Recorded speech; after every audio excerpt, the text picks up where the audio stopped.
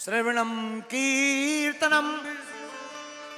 देवी, हमने भगवान की अमृत रूपी कथा का पान कर रखा है। इससे क्या होता? मृत्यु पर विजय प्राप्त की जाती। महाराज हमको भी सुनाओ। ठीक है देवी जी, सावधान पूर्वक सुनना। जी महाराज। भगवान ने माता पार्वती जी को सामने बैठाया और अमर कथा कहते हैं, भगवान की मंगलमयी कथा ही अमर कथा है। सुनाना प्रारंभ किया, डमरू को बजाया। देखो, कथा के सब अधिकारी नहीं होते। मुहिरहो रस कहा भुवि भाव कहा। कथा के सब अधिकारी नहीं होते। बोले कौन? रसिक कहा भुवि भाव कहा। रसिक, भावुक, ये दो लोग ही भगवान की कथा के अधिकारी होते हैं। सुनना सबको चाहिए, पर अधिकारी दो ही लोग हैं। कौन? एक तो जो भगवान के रस में डूब गया और दूसरा जो भगवान की भक्ति में भाव में भर गया। ऐसे लोग ही भगवान की कथा के अधिकारी हैं।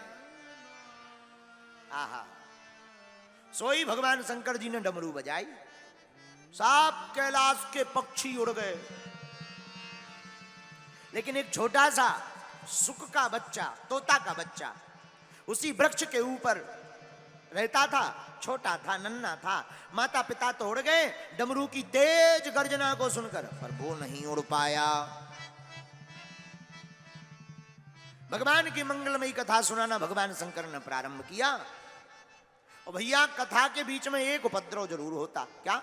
कथा होते के बीच में पाप उठे अकुलाए, या सोवे या लड़ पड़े या उठ के भग जाए। कथा के बीच में पाप बहुत खतरनाक होते हैं। कई लोग कथा में आते तो हैं, लेकिन ज्यादा देर टिक नहीं पाते।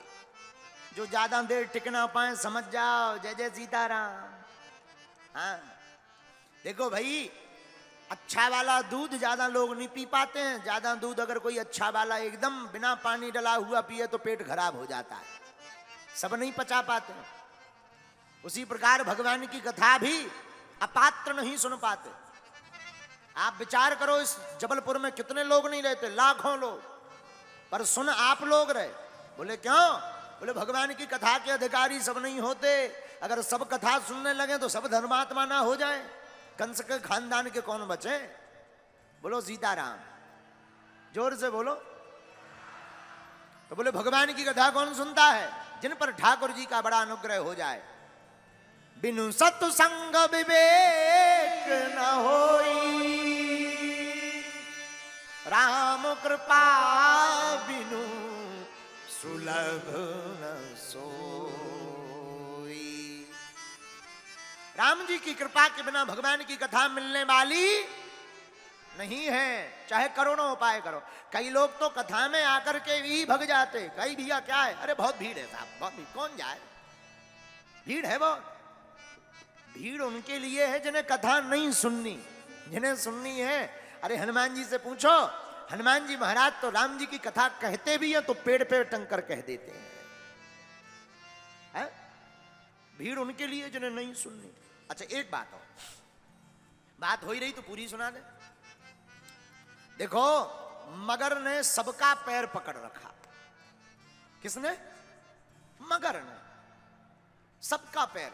शंकराचार्य का पैर भी मगर ने पकड़ा, हनुमान जी का पैर भी मगरिया ने पकड़ा, हाथी का पैर भी मगर ने पकड़ा, और तुम लोगों का, हम लोगों का पैर भी मगर पकड़ लेता है। अच्छा, कैसे? जैसे कई लोग हैं, उनसे कहो कि भाई कथा में नहीं गए, बागेश्वर वाले महाराज आए थे। अरे बोले जाना तो था मगर। उनसे कहो। और कई लोग तो ऐसा भी कह देते, हम पहुंच भी गए थे तब तक मगर। एक तो बोले हम बैठ गए लेकिन मगर। इसका मतलब क्या हुआ? ये मगर बहुत खतरनाक है। मगर ने सबका पैर पकड़ रखा, लेकिन जो मगर को पैर की ठोकर मार करके आगे बढ़ जाता है, वो भगवान की कथा के रस को पा जाता है। तो काम तो ऐसा है, जब तक रहेगी जिंदगी फुर्सत ना मिलेगी काम से। जब तक तुम्हारी जिंदगी रहेगी तब तक नौकरी, काम धाम, रुपया पैसा कहीं जाने वाला। जब तक रहेगी जिंदगी फुर्सत ना मिलेगी काम से। कुछ वक्त ऐसा निकालो प्रेम करो घनश्याम से। जीवन भर काम रहना है, काम ही तो रहना है। जब तक जियोगे तब तक काम करोगे। 2 मिनट आओ भगवान के गुण को गाओ। तो कथा में एक और होता है, कई लोग कथा में तो बैठते हैं पर ध्यान चप्पलों पे। अच्छा, श्रोता भी अनेक प्रकार के होते ना। कई श्रोता 4 प्रकार के। कितने प्रकार के? 4। एक हो सोता भी आउ सो आउ तनी कोनो पकड़ ले।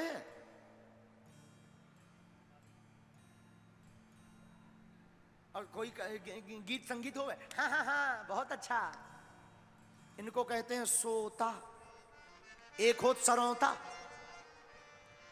ये दूसरे लेवल के। ये सरौता का हो जी आएंगे बिड़ी लेगा, बिड़ी दो, बिड़ी दो।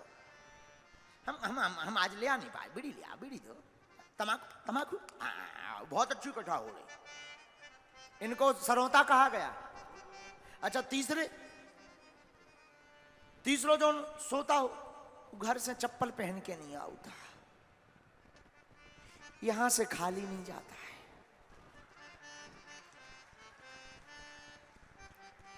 है?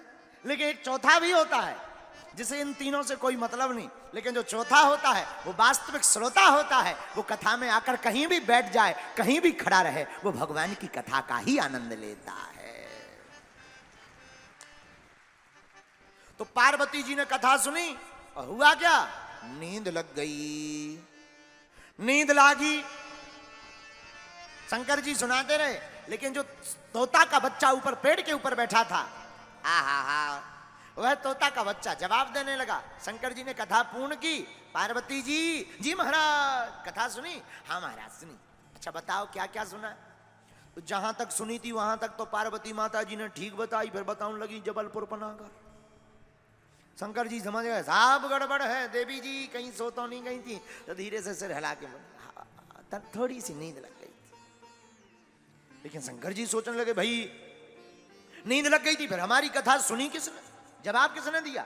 ऊपर की तरफ देखा ध्यान करके, तोते का बच्चा।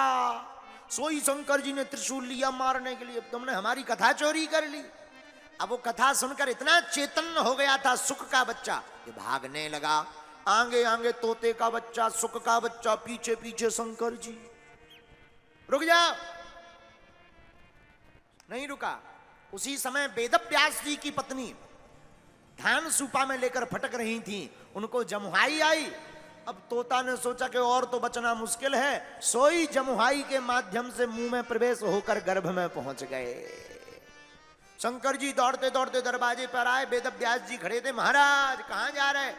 तो शंकर जी बोले वेदव्यास जी तुम्हारे भीतर हमारा दुश्मन घुस गया, एक चोर है हमारा। महाराज तुम्हारी क्या चोरी कर ली? तुम तो कुछ संपत्ति रखते ही नहीं हो। संपत्ति के नाम पर क्या? 3 लोक बस्ती में बसाए, आप बसे वीराने में। धन धन भोला नाथ तुम्हारी, कौड़ी नहीं खजाने में। आपके यहाँ संपत्ति के नाम पर क्या है जो चोरी हो जाए? महाराज बोले हमारी संपत्ति चोरी नहीं हुई, कथा चोरी हुई। बोलो सीताराम। क्या चोरी हुई? कथा चोरी। धन्य है महाराज। अच्छा कथा कौन सी चोरी हुई? अमर कथा। फिर उसको क्यों ढूंढ रहे? अरे बोले निकालो हम मारेंगे। महाराज अमर कथा का फल क्या है? भाई अमर कथा का फल है कि जो अमर कथा सुनता है वो मरता नहीं। वेदव्यास जी बोले इसीलिए तुम्हारा नाम भोला है। बोले क्यों? बोले जब जिसने अमर कथा सुन ली, जब उसे मरना ही नहीं है तो तुम त्रिशूल लेकर घूम रहा है। शंकर जी को तब याद आया, अरे राम राम राम राम राम राम राम। कोई बात नहीं महाराज, अब ये तुम्हारी देवी जी के गर्भ में हो गया, जाओ। तोता को संस्कृत में कहते हैं सुख, और यही तुम्हारे घर पर बालक बनकर आएंगे और तुम्हारी भागवत का प्रचार करेंगे। वही सुख सुखदेव बनकर के प्रकट भये हैं और इन्होंने ही भागवत का प्रचार किया है।